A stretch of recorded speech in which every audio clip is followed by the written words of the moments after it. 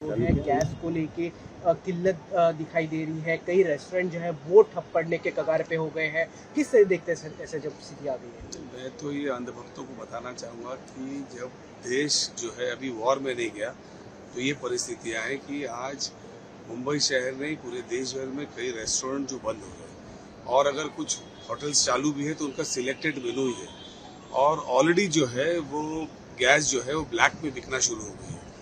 तो ये जो वॉर होता है इतना आसान नहीं होता है और जब भी ऐसी घटना होने से पहले हर बार राहुल गांधी जी ने कहा है कि ऐसी परिस्थिति आएगी और देश को उसके लिए तैयार रहना चाहिए, तो उनको पार्लियामेंट में बोला नहीं जाता, उनकी मजाक उड़ाई जाती है। तो आज जो है देश को आगे भी अगर सही तरीके से पॉलिसी नहीं हुई तो हमें बहुत दिक्कतें आगे आएंगी। सर, बद्रीनाथ और केदारनाथ मंदिर में गैर सनातनियों लोगों को प्रवेश को सीमित करने का प्रस्ताव पारित किया है। ऐसा है कि ये देश जो है साधु संतों का है। इसमें जो है संत लोग भी जो है मानने वाले लोग थे, साधु को भी मानने वाले लोग थे। इस देश की आज़ादी भी जो है वो मौलाना और मौलवी और पंडितों ने मिलके की थी। आपने देखा हुआ जेल भी उन्होंने साथ में काटा था। ये गंगा जमुना की एक तहजीब थी हमारे देश में, जिसको देखने के लिए पूरी दुनिया आती थी और समझती थी। आज कुछ लोग जो है इस तरीके की हरकत कर रहे हैं जिसमें जो है दरारें डालने का काम कर रहे हैं। देश जो है कभी भी बंटने वाला नहीं और कटने वाला नहीं और टुकड़ों में बटेगा नहीं। ये जो भी करना चाहे कर ले, लेकिन एक दूसरे का प्रेम, एक दूसरे की भावना हमेशा जो है इस देश में मोहब्बत रही और रहेगी। तो मुंबई के प्रदूषण को लेकर दीपिका पादुकोण ने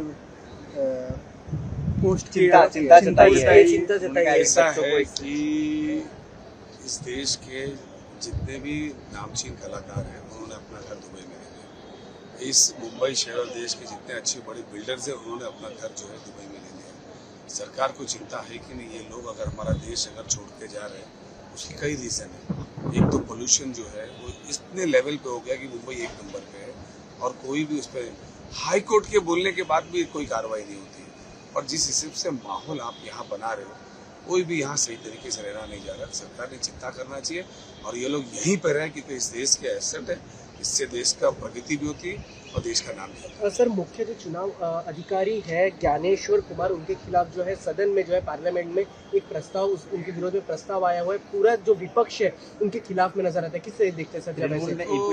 उनको तो ऐसा देखना चाहिए कि मेरे ख्याल से शायद रिटायर होने के बाद तुरंत या तो राज्यसभा में जाएंगे वो या बहुत जल्दी जो है वो कोई पार्टी ज्वाइन करेंगे। कोई पार्टी क्या, भारतीय जनता पार्टी ज्वाइन कर लेंगे। उनका जो बात करने का ढंग है, उनको लोगों को जो हाथ दिखाने का ढंग है, ये किसी इलेक्शन कमिश्नर ने आज तक इस तरीके से किया नहीं। अपनी पार्टी की गरिमा उन्होंने कहीं रखी नहीं, मुझे ऐसा लगता है, और किसी पार्टी के कार्यकर्ता की भाषा बोलने का काम करते हैं। ओके।